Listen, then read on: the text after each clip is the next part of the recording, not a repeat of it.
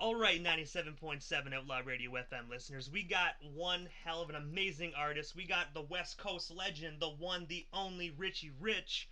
How you doing this evening?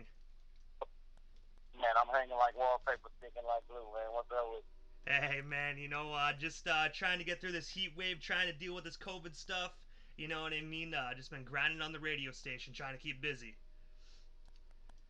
you? We need DJs, man, because you, you know what I'm talking about? That's what's getting people too with all this madness we're going through, man. We need that music. So the fact that you up there putting in that work, keeping them songs playing, you feel me? You want to, like what they call, you're a necessary, what do they call them? The necessary workers, man. We need, you feel me?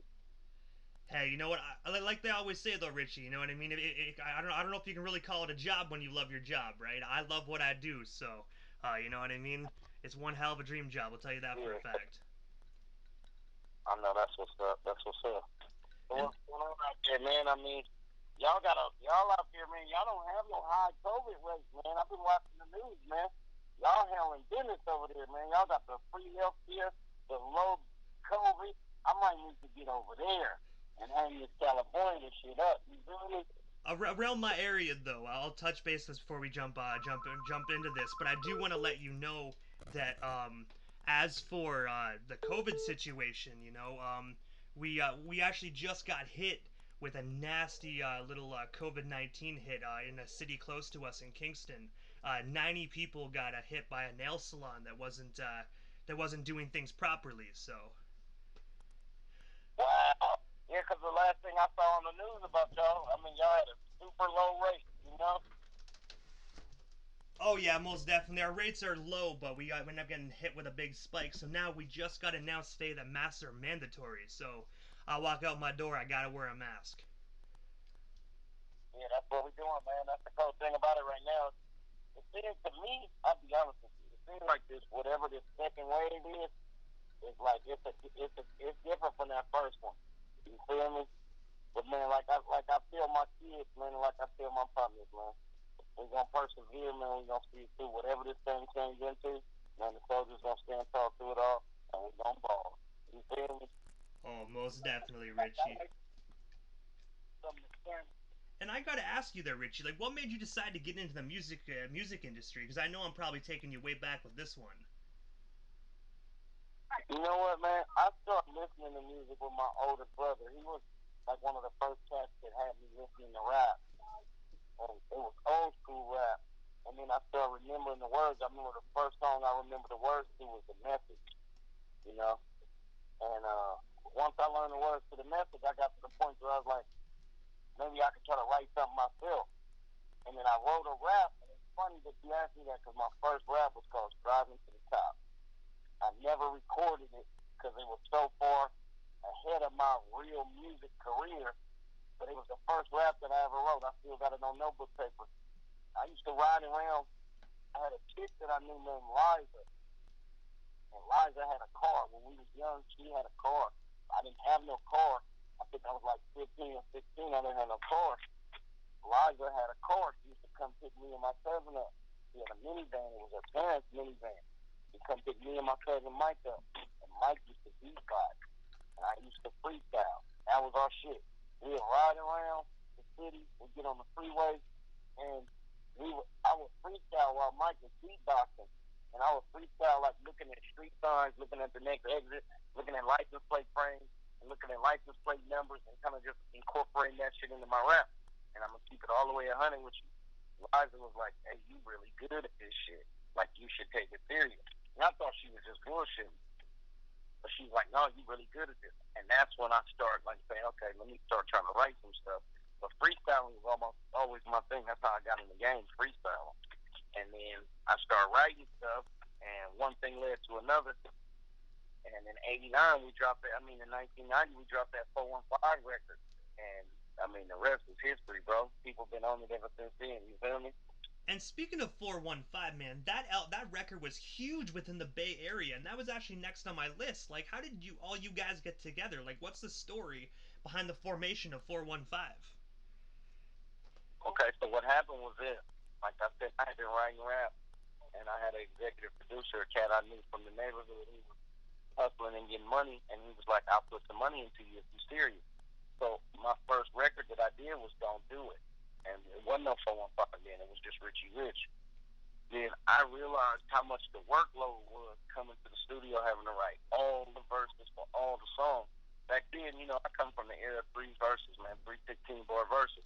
So when you got 15 songs and three 16-bar verses, I mean, that's 30 verses on 10. Fine, that's 45 verses you got to come up with. Now you need 45 16-bar verses. Man, that shit got tiring, bro. It got to the point where I was like, you know what? I need somebody to help me take a little load off. So I fucked around and I told the executive producer, I said, I'm going to try to find somebody else who could rap. And I started interviewing cats, different people, and I stumbled across this boy D-Lo. And the first like maybe 4 bars, the first 6 bars of the shit he was spitting, I was like, this is the dude. This is who we need to fool with. I had looked at maybe 3 or 4 people prior to him. And then when I came across D-Lo, it was like, this is the dude I need to be fooling with. So now we needed beats, because when I was doing the Richie Rich thing, I was getting beats from a dude named Darren. I messed around and hooked up with DJ Durrell on a fluke. He was doing music for this cat named Tony O. Tony O was friends with my executive producer. So I fuck around and I start linking up with DJ Durrell, and he started giving me them beats. And that's when we linked it up. It was 3 members. You feel me? It was 3 people in the group. 415 had 3 numbers. We called it 415 because the area code was 415 at the time. But then shortly after that, we needed something to make sense. So I was like, okay, on a scale of 1 to 10, I feel like we the dopest. So you could be the 4, I'll be the 1, Loki be the 5. 4 plus 1 is 5, 5 plus 5 is 10. On a scale of 1 to 10, we top of the food chain. And that was kind of like the basis for the name being solidified. But man, that's how we came up with it. It was just the workload was getting heavy, and I was getting tired, and I found my ace in the hole, D-Lo, and shit. We made them bangers in '90. We dropped that record and shit. You feel me? And the one thing I also noticed as well, man, is like in the year '89, you actually crafted a Bay Area record called 415. I have to ask you, tell our listeners a bit more about the background on that album, and what made you decide to do a solely based Bay Area record? You know what? At the time, I couldn't see no farther than my neighborhood is 106 and 73rd was where the sideshow popped. My whole reach was, I was from East Oakland, but I used to fuck around in West Oakland, North Oakland, but my reach was really at the time was 50 blocks maybe. That's all I could see, because that's where I was at. We wasn't making no record for people out of town. We was doing shit for our homeboys. You feel me? So we had to keep it neighborhood based. And so the 415 record, all these records, dude, came up on a fluke. We kind of just used to come to the studio, get some drink, get a little bit of weed, start smoking, start recording, and that's the shit we was coming up with. And also, the one thing that I noticed as well when I was doing my research for this interview that actually amazed me, because I actually never knew this, that I noticed that Snoop Dogg said that your rapping style inspired him to create his group 213. I want to know, like, how does it feel knowing that you inspired another West Coast legend like yourself by the name of Snoop Dogg? Well, what's crazy? I met Warren G first. Then I met Snoop after Warren. When Snoop told me that they grew up listening to my shit, I was like, okay, wow. Because Snoop from LA, so I'm thinking like NWA might be what they was on, but they was like, no, the shit that y'all was rapping, y'all was rapping our life. And Warren told me the same shit, and Dog told me the same shit. He was like, no, we used to sit on the corners playing cabbie, and we used to spit the lyrics to every one of y'all songs. You know what I mean? They said, then one day we just got tired of it. We was like, you know what? Fuck that. We 213. And they said that's how they made the group. So, Snoop is a fucking mega star. You know what I mean? Like, he super surpassed what I did with music. So just like you say, to have somebody like him say that I was the guy that inspired him, that go a long way with me. Because a lot of people don't have to give it up like that. And him, Warren, and Nate all told me that, out of their mouth, like, bro, that 415 shit, that's what we was raised on. So, like I said, man, like, I couldn't see past Oakland. But the fact that that record traveled the way it did, ran up and down the highway, made it all the way to LA to inspire somebody like Snoop is just a testament to show that steel sharp as steel, man. And as long as you do what you believe in, you never know who you might inspire. You feel me? And as for Snoop Dogg, man, do you think in the future you guys might put together some more records together, or anything along those lines? Because I think hip hop needs a Richie Rich and Snoop Dogg record for sure. We got a record, my guy. You gotta. Let me tell you something. To all the people that's listening right now, if you don't already have my newest album that I just released, it's called The Grow Room. It's available on all digital outlets. The second track on there is me and Snoop. The song is called No Higher, and it's a banger. It's me, Snoop, and Mozzie actually, and it's a banger. And if you want to hear me and Snoop, that's the record you need to be listening to. Once again, it's called No Higher. It's Richie Rich featuring Snoop and Mozzie, and it's on my new album called The Grow Room. And I do want to say that record is actually currently in rotation on the radio station.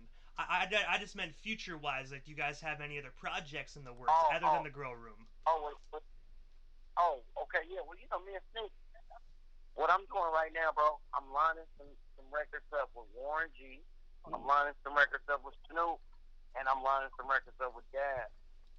Daz on the production. So we gonna stay working because right now it's it's a void for the type of music that we make. You feel me? So that's what we're doing. And the Okay. one thing All I right, do brother. want to Hold say, on. as for when you mentioned, oh, sorry about that, Richie. I don't want no smoke, brother. Keep it clear. I'm gonna do this thing right here. Hello? Oh, Yeah. sorry about that. But the one thing I do want to say before we move off the Daz topic, man, I do got to say, Daz is a phenomenal producer, man. He doesn't get enough credit than what he actually deserves, man, because he has produced some of the best classics out on the West Coast. Man, let me tell you something about that boy Daz. Daz sat in there up under one of the coldest producers to ever do it, Dr. Dre, just like Warren did. They both sat in there and they got that tutelage and they got that game. Both of them boys are excellent producers, man. That's what, like I say, on the West Coast, if I'm going to be reaching out to somebody for some beats, I'm trying to fuck with my boy Daz Dillinger, trying to fuck with my boy Warren G. Warren got the smooth shit, Daz got the gangster shit, and man, watch what we do. Watch what we do. And you are also one of the first ever Bay Area artists to be signed to New York's Def Jam Records. I have to ask you, how did that record deal come to be for you, and what was it like working during those times out on the East Coast with Def Jam and Russell Simmons? You know what? That deal happened to a lady named Tina Davis. She's from Vallejo, so she's from the Bay Area. She's a friend of E40, and they were in the studio. I mean, they were actually in a hotel one night. Tina was with 40. I was there, Be Legit. I think I was actually there with Be Legit, and I was in there playing some of my music. You know, just some shit I had recorded because I wasn't on the label at the time. Tina heard the music, and she was like, "Hey, let's do something." And I was like, "What you want to do?" She said, "I want to take you to Def Jam," and that's just what she did. So it was phenomenal for me because, I mean, come on, man, this is Russell Simmons. You know, it don't get no bigger than that. So for me, it was like, damn, this is an opportunity for me to go break out here and bring a major record on one of the biggest labels, and that's exactly what we did. You feel me? When you were on Def Jam, did you happen to do any work with Jam Master Jay as well? Because he was really phenomenal on the production side of things. Mm-mm. I'll be honest with you, I never even met Jam Master Jay, and I was in New York a lot. I don't know if he was producing the type of shit that I was rapping on. I don't know. Like Russell, when I got there, it was Russell in New York only. Jam Master Jay wasn't nowhere around Def Jam at the time. I'm not sure if he was still linked in or tied into him. But I never met J&J. But J&J is a great producer too.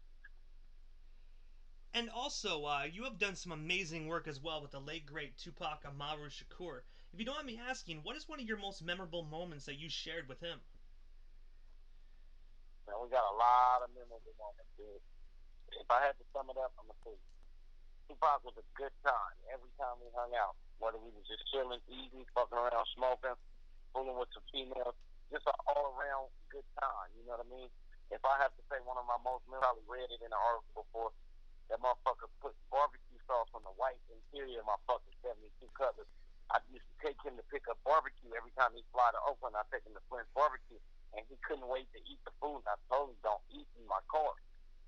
One time I picked him up in my 72 Cutlass. It's orange, white top, white interior at the time.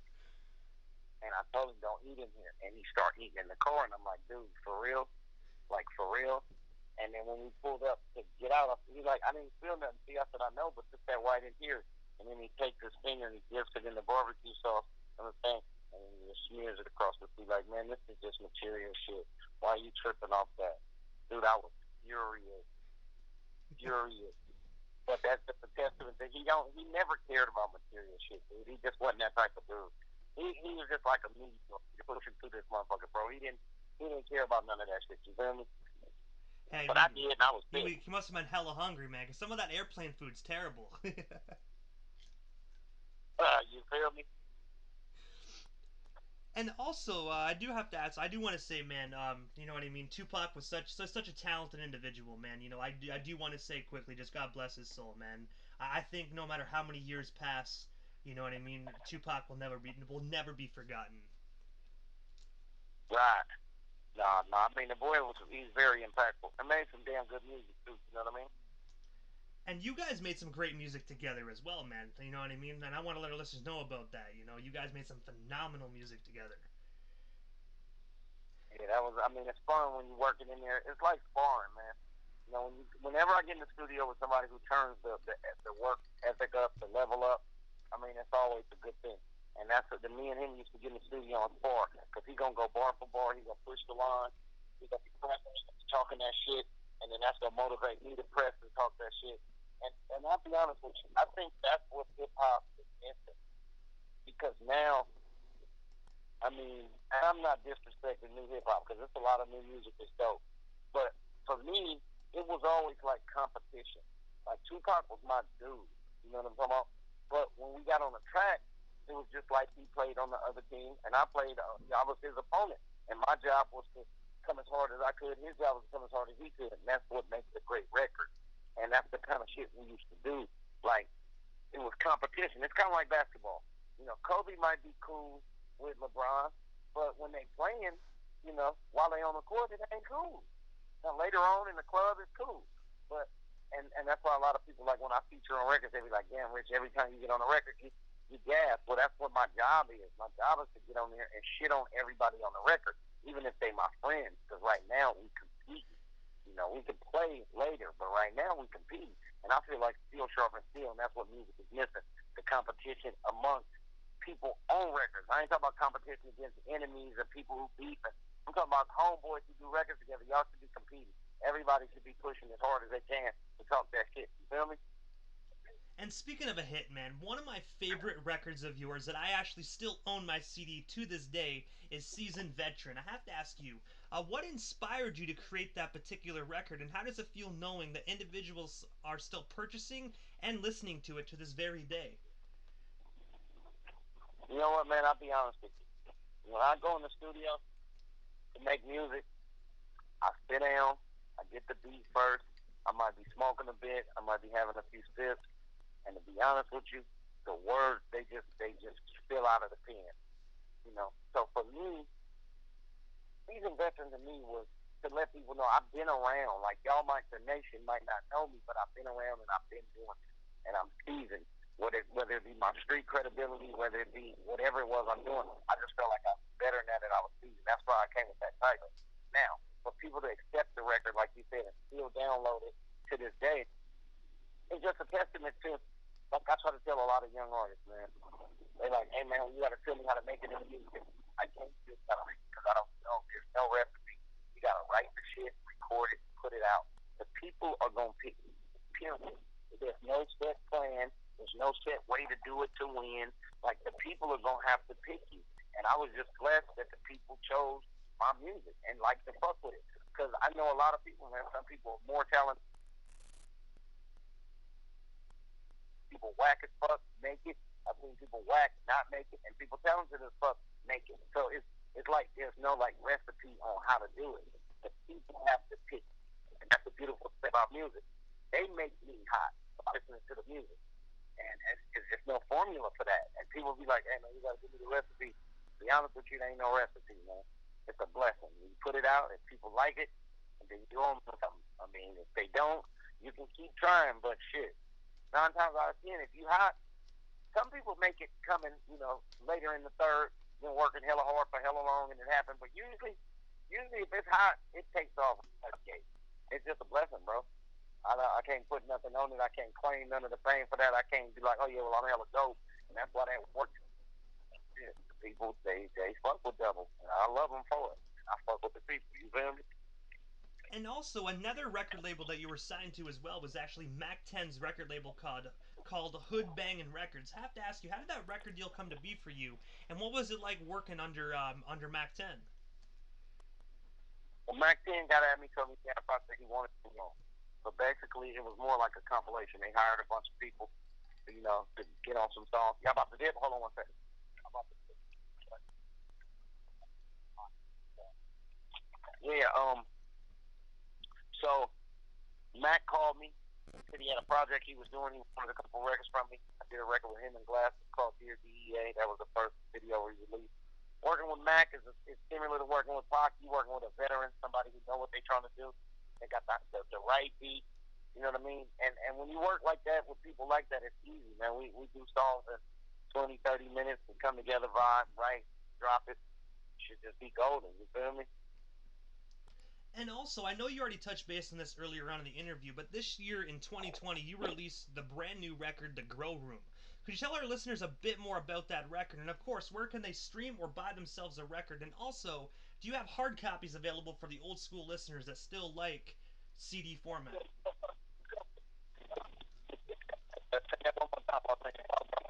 Oh, sorry about that. I was just going to ask about the Grow Room. If you could tell our listeners just a bit more about that. And of course, where can they buy or stream themselves a copy of that record? So the new way is legit Burner, Tebow, Yuck Mouth. Who else? Who am I leaving out? Let me see. That might be everybody. But if I left anybody out, it happens. Sometimes I'll be spoken. It's a great record. You can download it anywhere. It can be streamed anywhere you stream music. Tidal. You can stream it on Apple Music, on iTunes, anywhere you get it. It's a dope record.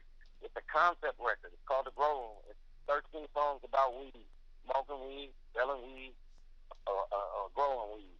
And it's called The Grow Room. It's a super dope album. Download it, stream it, listen to it, tell me what you think. I love the record. You feel me? I do want to say, Richie, I love that record as well. I've been airing every single song on the radio station, and I've been listening to it on my road trips and whatnot, man. I don't smoke weed anymore. I used to, but I still love the record, man. Through and throughout, absolute fire. It's all good. So I want to ask you, Richie, what's next for you, man? Like, is there anything else you want to promote? We still have you here on the radio station. Right now I'm on the set of my video for the song with me and Fab off The Grow Room called "Don't Tell Nobody."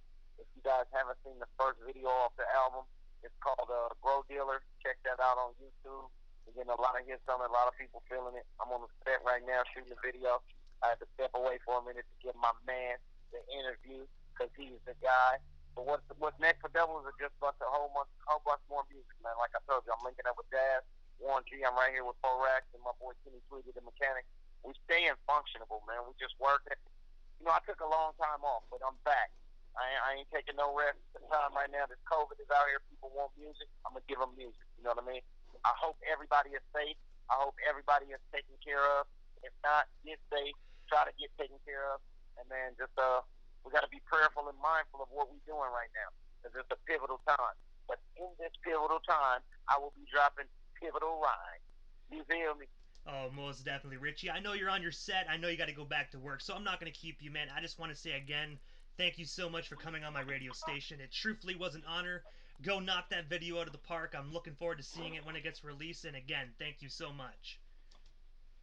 Man, it's all good, bro. Thanks for having me. Anytime you want to tap in with me, just tap in. I'll let you know what I got going. And, your radio station is always a home for me. And my life and my career is always a home for you. Anytime you need any information, just hit up Double, man. We're going to rock. You feel me? Hey, most definitely. It's an honor to hear that. Thank you so much, Richie. Have yourself a wonderful night. Man, you too.